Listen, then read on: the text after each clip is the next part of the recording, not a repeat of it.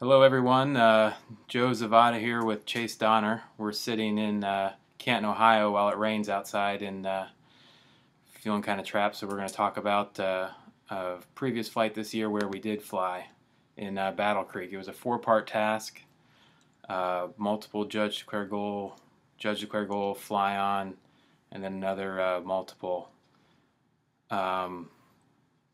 Winds were from basically north to south with a left on the deck and right as you went higher.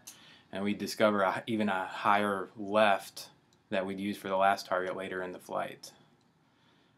Four options on the first target were all intersections, and they were all going to be scored by the GPS. So we got out into about where we wanted to launch, and we kind of had to chase the wind around to the right, it felt like, as we were doing pie balls. We kept moving further to the east to line up more right on the goal that we wanted. Yeah, essentially the thought on the first one was to pick whichever goal gave us the best line on the second one. And the second one, the judge clear goal there was at the airport. So we ended up picking target 1 on the task sheet there, which was the easternmost target, and gave us pretty much a straight shot in.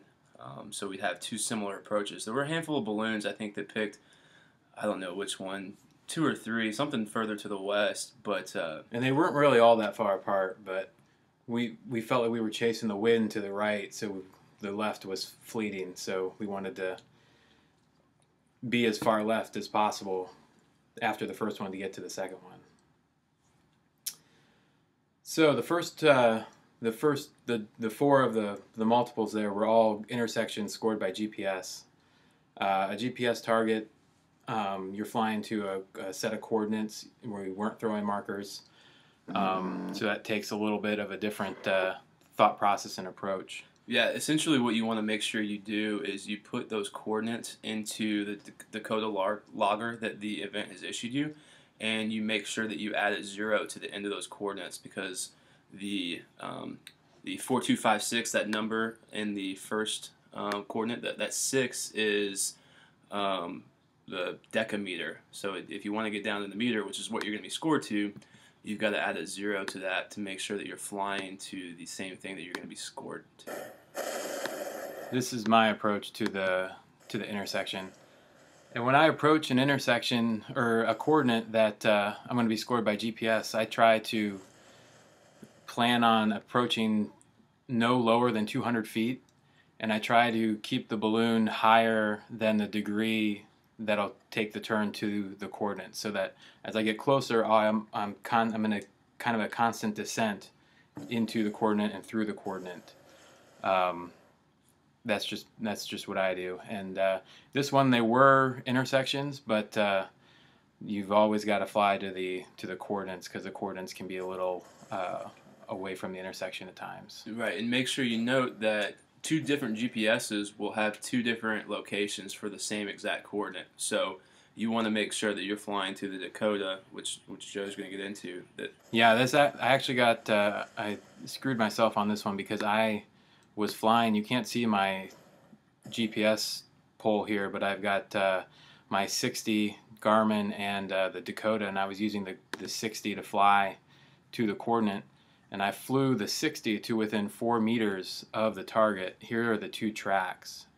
So the yellow here is the track of the 60, which is what I was watching, and the Dakota is over here. So essentially what happened was, for whatever reason, the 60 was off, and it was consistently off throughout the rest of the track and the rest of the weekend. So it was obvious an error in that particular unit that I have, and the Dakota was right. So the difference was 4 meters on the 60 and 23 meters on the Dakota, and the difference in the points was about 300 points. And in the overalls, I finished 6th. If I would have gotten that extra 300 points, I would have finished 2nd in the overalls for the week. So a huge difference there, and it's just simply because I was not using the logger to fly to. So that was the coordinates I just went through on the video here, and now we're flying to the airport. You'll see I'll start to we had to pick. So the next target was a judge declare goal, but we had to declare the fly on, which was another GPS coordinate past the airport. If you go back to here, so we're flying to this currently. Judge declare goal. One option is at the main field, the airport, and then the third target is a fly on, declared on the tail of the marker.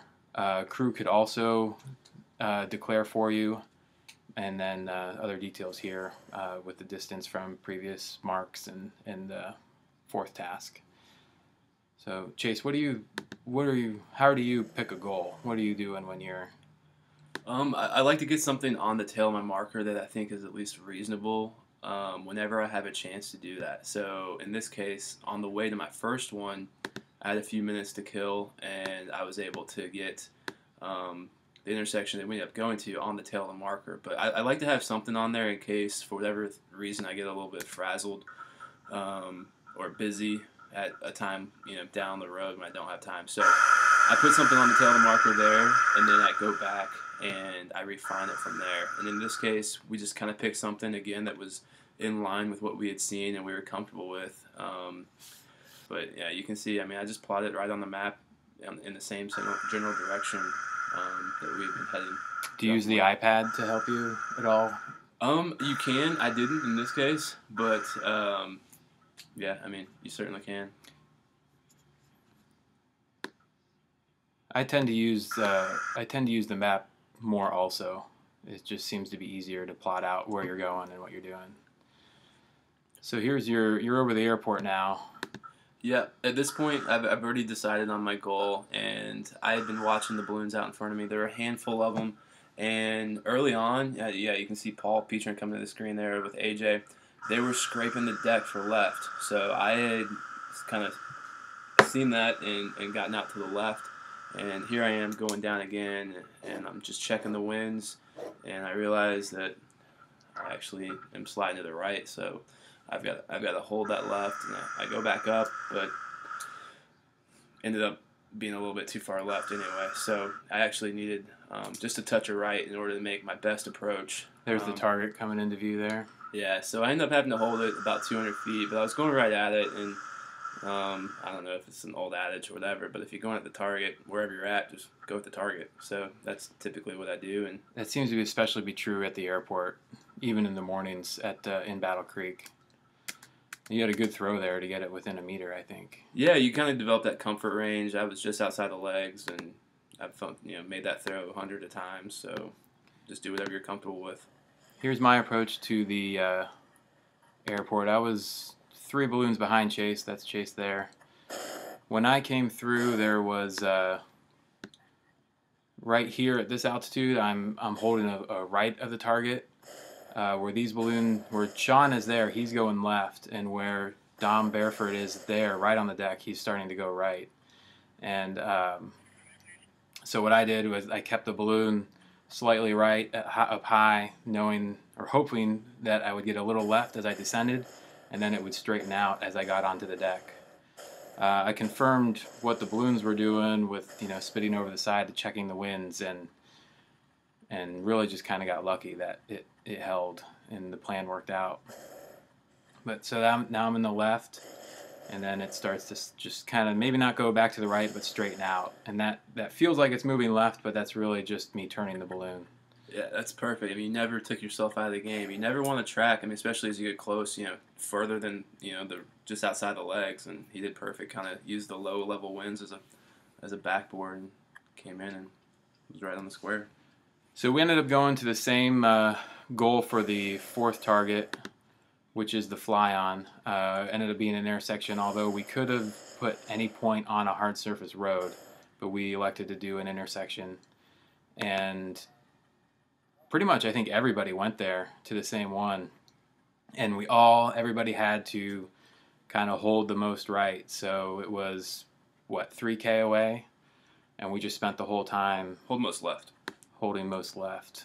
Yeah, so there was a lot of ups and downs, but it came and it went, but for the most part, it was there when you needed it. But yeah, we had to be on the deck, and it was low and slow, but It worked out. My result was 15 meters, I think. Yours was 7. Something like that, yeah. Some guys killed it. Nobody really got hung out too far, I don't think.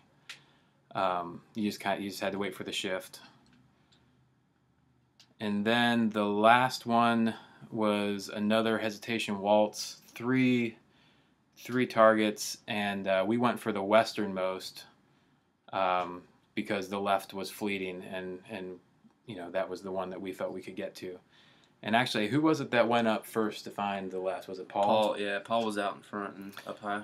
Paul went up to 3,000 feet, I think, roughly. There was a left-hand turn up there, and once he found it, everybody else followed and was able to get the turn to get over to the target. Here's my approach. I'm already in the high left. Target's down here. That's Johnny and Jeff Peston, I think.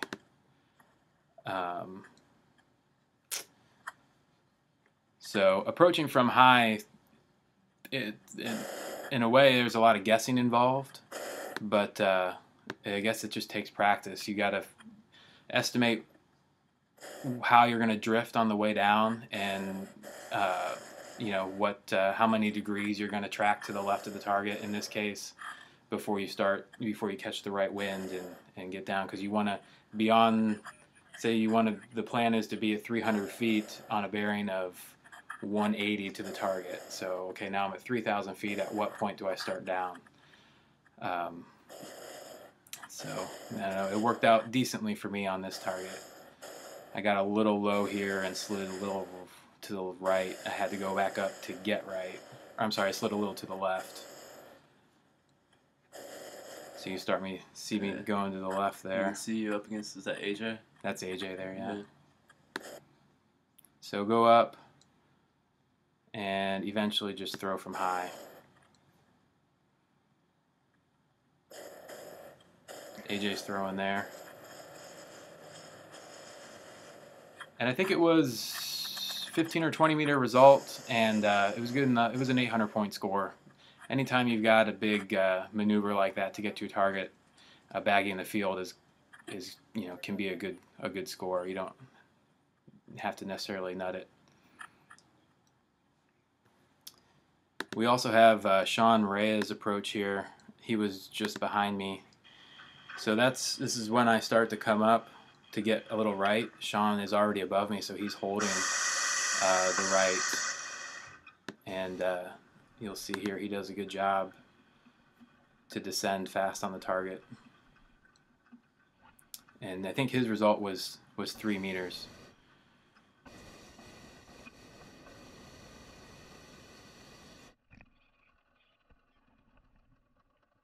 But yeah, that's a look at a 4-part task in Battle Creek. Any parting words, Jace? Let's hope that we get to go fly tomorrow. Yeah, it's Saturday night at 4:30, and they've already canceled the evening flight here in Canton, so we got our fingers crossed for the morning. That's it. See ya.